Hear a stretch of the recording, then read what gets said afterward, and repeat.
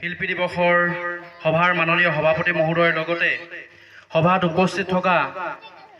সকলোলৈকে পোনপ্ৰথমে মই ভোগালী বিহুৰ শুভেচ্ছা জনোৱাৰ লগতে জনালোঁ। আজি সভাত উপস্থিত থকা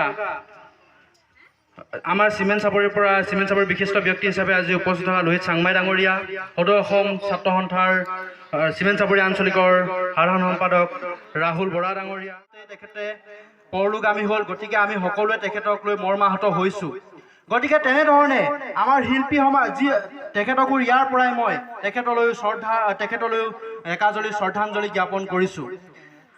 যিসকল শিল্পী বৰ্তমান আমি শিল্পী বুলি ক'লে আমাৰ মাজত বহুত শিল্পী আছে, বহু শিল্পীয়ে বিভিন্ন ধৰণে কলা কৌশল অৱলম্বন কৰে, কিন্তু তাৰ মাজতে যিসকল শিল্পী যেনে ৰূপকোঁৱৰ জ্যোতিপ্ৰসাদ আগৰৱালাই স্বাধীনতা আন্দোলনৰ সময়ত তেওঁ উদ্দান্ত কণ্ঠৰে তেওঁ গীতসমূহৰ মাজেৰে অসমীয়া জাতিটোক উদ্বুদ্ধ কৰি লৈ গৈছিল আৰু অৱশেষত অসমখন ভাৰতবৰ্ষৰ লগতে অসমেও স্বাধীনতা সংগ্ৰামত জয়ী হ'বলৈ সক্ষম হৈছিল। তেওঁলোকৰ সেই গানৰ জৰিয়তে, তেওঁলোকৰ গীতৰ জৰিয়তে আমাৰ অসমীয়া জাতিটোক প্ৰত্যেকটো ক্ষণতে জগুৱাই লৈ যাবলৈ তেওঁলোকে লগতে চিমেণ্ট চাপৰিৰ পৰা আমন্ত্ৰণ কৰি অনা সমাজসেৱক শ্ৰী লোহিত চাংমাই ডাঙৰীয়া, লগতে উপস্থিত থকা চিমেণ্ট চাপৰি টাই আহোম ছাত্ৰ সন্থাৰ ভাৰপ্ৰাপ্ত সাধাৰণ সম্পাদক প্ৰণৱ গগৈ ডাঙৰীয়া, লগতে আমন্ত্ৰণ কৰি অনা AJYCP সহকাৰী সাধাৰণ সম্পাদক জ্যোতিষ্ময় গগৈ নাথ ডাঙৰীয়া, লগতে মঞ্চত আসন গ্ৰহণ কৰি থকা বিশিষ্ট ব্যক্তিসকল, লগতে সন্মুখত আসন গ্ৰহণ কৰি থকা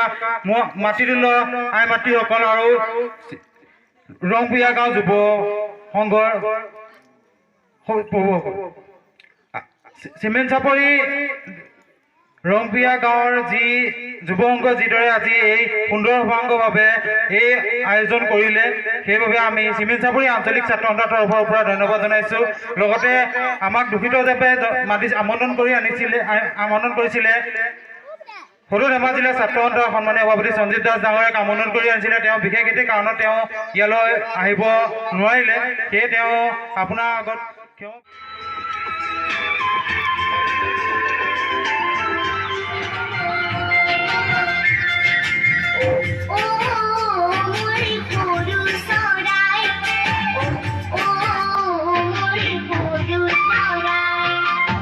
Oh